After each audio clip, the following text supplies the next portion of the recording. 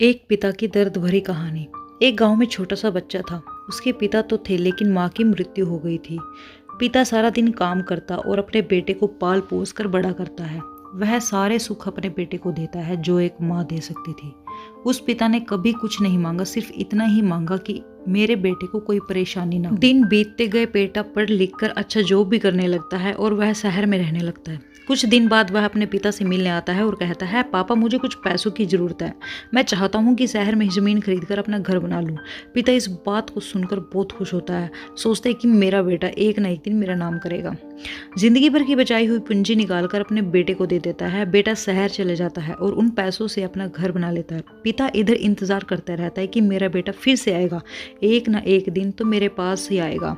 जाएगा कहाँ? उसके पास अब कोई नहीं जाता था, क्योंकि ना ही अब उस पिता के पास पैसे थे और ना ही रहने की जगह। कुछ दिन बाद बेटा फिर लौट कर आता है और पिता से कहता है, पापा अब आप दादाजी बनने वाले हैं। पिता को बहुत खुशी होती है। इस बात को सुनकर वह कहते हैं, तू मुझे मेरे बहू और पोता से कब मिलाएगा?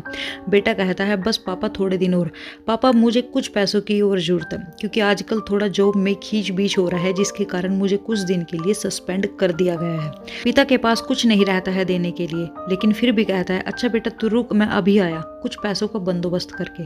पिता बाद में महाजन से कुछ पैसे उधार लेकर अपने बेटे को दे देता है और बेटा पैसे लेकर शहर चले जाता है। बरसों गुजर जाते हैं। पिता सोचते हैं कि मैं तो अब दादाजी बन गया हूँगा, मेरा बेटा पता नहीं मेरे नाती को लेकर कब आएगा।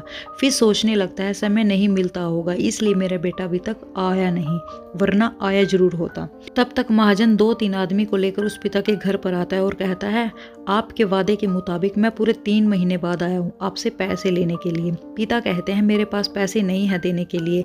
महाजन कहता है, जब पैसे देने नहीं थे तो आपने मुझसे उधार क्यों लिया? तभी पिता कहते, ठीक है रुको, मैं तुम्हारे लिए पैसों का बंदोबस्त करके आता हूँ। और वहाँ के नज़दीकी अस्पताल में चले जाते हैं। वहाँ जाकर अपना ब्लड डोनेट करते हैं और अपनी एक किडनी बेच देते हैं और उस महाजन का कर्जा चुका देते हैं। किडनी बेचने के बाद उनकी स्थिति और भी ख़राब हो जाती है और वह उस राह में जी रहे होते हैं कि मेरा बेटा एक दिन आएगा ज़रूर। अब आस में जीते जीते एक दिन पिता की मृत्यु हो जाती है, परंतु उस बेटे को अपने पिता को आग देनी भी नसीब नहीं हुई।